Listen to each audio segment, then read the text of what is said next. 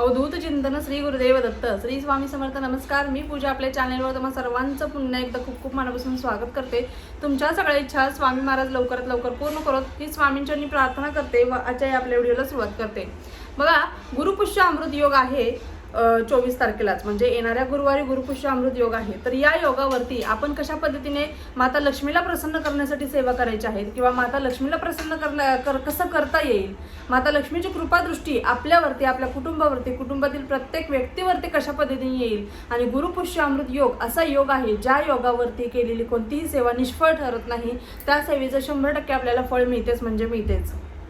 तर गुरुपुष्य अमृत योगावरती आपला एखादा व्यवसाय असेल तो व्यवस्थित चालावा, किंवा आपल्याला आपण जे काही एखादं छोटंसं बुटीक का असेल ना, घरातून व्यवसाय असेल तो व्यवस्थित चालावा. व्यवसाय बसला आहे तर काय करावं या संबंधीचा व्हिडिओ मी कालच टाकलेला आहे. तर तो वेगळा आहे. पण गुरुपुष्य अमृत योगावरती 24 दिवसांची सेवा कशी करायची या संबंधीचा व्हिडिओ देखील वेगळा आहे. पण बघा, आता आपण लक्ष्मी प्राप्तीसाठी गुरुपुष्य अमृत योगावरती केलेली सेवा कधीच वाया जात नाही, यासाठी आपल्याला सेवा करायची आहे. तर सगळ्यात आवडती व माता लक्ष्मीला अतिशय प्रिय असणारी कोणती सेवा असेल तर ती आहे कुंकुमार्चनची सेवा.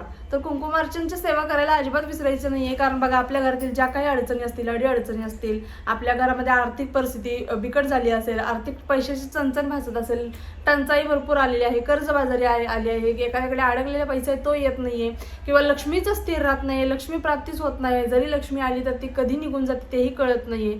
अशा पद्धतीच्या भरपूर प्रॉब्लेम्सला आपण फेस करत आहोत, तोंड देत आहोत, बरोबर ना. तर बघा, प्रत्येकाचंच आयुष्य सुखकर असतं, प्रत्येकाच्याच आयुष्यात पैसा असतो आणि प्रत्येकाच्याच आयुष्यात सुख असतं असं देखील नाहीये.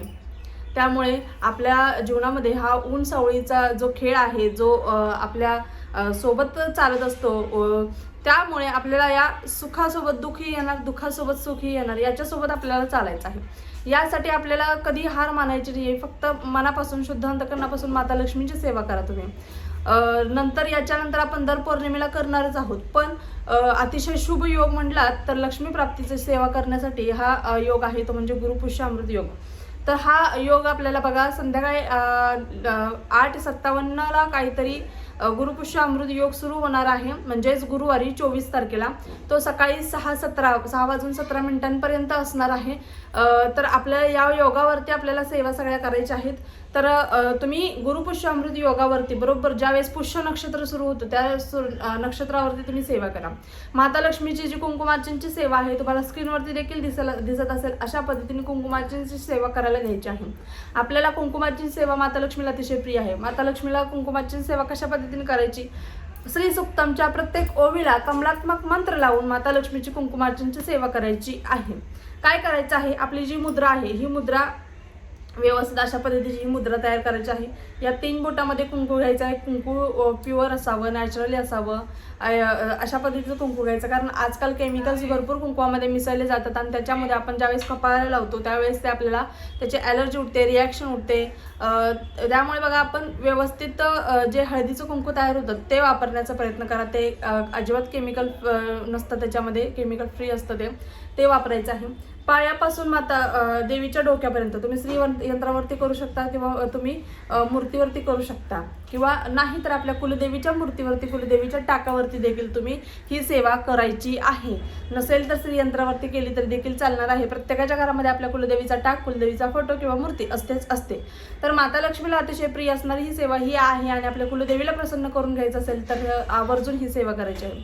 16 वेळा श्री सुक्तम बोलायचं आहे. ही सेवा कमी करू का, आपण मागताना आपण एवढं मागतो ना, तरी सेवा करताना एवढी सेवा नाही करायची. आपल्याला सेवा करताना देखील काचकूच करायची नाही, आपण व्यवस्थित ही सेवा करायची आहे. आता बघा, आपण काय करायचं आहे, या सेवेमध्ये कुंकुमार्चन करायचं आहे 16 वेळा श्रीसुक्तम. तर 16 वेळा तुम्हाला श्रीसुक्तम, 15 वेळा तुम्हाला श्रीसुक्तम. ज्यावेळेस 16 वेळा तुम्ही बोलणार आहात त्यावेळेस तुम्हाला 16 वेळा श्रीसुक्तम बोलायचं आहे बिना फलश्रुतीचं. 16 पर्यंत बोललात तुम्ही, पायापासून डोक्यापर्यंत तुम्हाला कुंकुमार्चन करायचं आहे 16 वेळा. अर्थात कुंकू जास्त लागणार आहे. आतापर्यंत तुम्ही जे कुंकुमार्चन करत होता तेच कुंकू वापरायचं आहे, कारण जे कुंकुमार्चन केलेलं कुंकू असतं ते अतिशय दिव्य भव्य असतं, पवित्र असतं. कुठेही बाहेर एखाद्या कार्यासाठी आपण जात असतो, शुभ कार्यासाठी, ते ज्यावेळेस आपण कपाळाला लावून जातो त्या कार्यामध्ये यश प्राप्ती होतेच होते. आणि हे कुंकू नंतर देवांना, देवपूजा करताना देवांना नाळे लावायचं, नंतर कुंकुमार्चन जसं आपण करल तसं आपण ते सारखं सारखं त्याच्यावरती सेवा करून ते सिद्ध करायचं आहे आपल्याला. कुंकू एकदाच त्या कुंकूवरती सेवा केली म्हणजे ते एकदाच आपल्यासाठी सगळं काम दरवेळेस करायला असं नाहीये, ते आपल्याला सिद्ध करत जायचं आहे दर पौर्णिमेला, बरोबर. तर गुरुपुष्यामृत योगावरती ही सेवा करायची आहे. जसं की सांगितलं, कुंकू श्री सुक्तमच्या प्रत्येक ओवीला आपल्याला कमलात्मक मंत्र लावायचा आहे. कशा पद्धतीने तुम्हाला गेल्या वेळेसच्या व्हिडिओमध्ये देखील मी सांगितलं होतं, पाहिला नसेल तर तो आवर्जून पाहायचा आहे. बघा, त्याच पद्धतीने व्यंकटेश स्तोत्र एकदा बोलायचं आहे, हात जोडायचे आहेत आणि व्यंकटेश स्तोत्र बोलायचं आहे. भगवान विष्णूंची सेवा करायची आहे. कुंकुमार्चन झाल्यानंतर 16 वेळा विष्णू गायत्री मंत्र, 16 वेळा लक्ष्मी गायत्री मंत्र, 16 वेळा कुबेर मंत्र आणि 16 वेळा नवार्णव मंत्र किंवा 1 माळ नवार्णव मंत्र व 1 माळ श्री स्वामी समर्थ आपल्या गुरूंची माळ देखील आपल्याला घ्यायची आहे. अशा पद्धतीने आपल्याला ही सेवा करायची आहे. अत्यंत साधी सोपी सेवा आहे. फक्त एक तुपाचा निरंजन समोर लावायचा आहे, धूप दीप अगरबत्ती लावायची आहे आणि आपल्या देवघरासमोर बसून आपल्याला ही सेवा शुद्ध अंतःकरणापासून करायची आहे.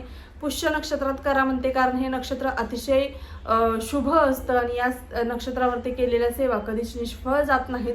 त्यामुळे पुष्य नक्षत्रात या सेवेला सुरुवात करा आणि नंतर तिथून पुढे तुम्ही आठवड्यातील दर शुक्रवारी किंवा मंगळवारी किंवा दर पौर्णिमेला महिन्यातून एकदा तुम्ही ही सेवा नक्कीच करू शकता. अशा पद्धतीने तुम्हाला ही सेवा करायची आहे. अत्यंत साधी सोपी सेवा आहे. हा मान्य आहे, 16 वेळा श्री सुक्तम बोलायचं म्हटलं तर आपल्याला थोडासा वेळ जातो, आपला अर्धा तास जरी जाईल तरी सुद्धा आपल्या जीवनातला थोडासा वेळ आपण देऊ शकतो माता लक्ष्मीसाठी, कारण माता लक्ष्मीला प्रसन्न करणं देखील तितकं सोपं नाहीये.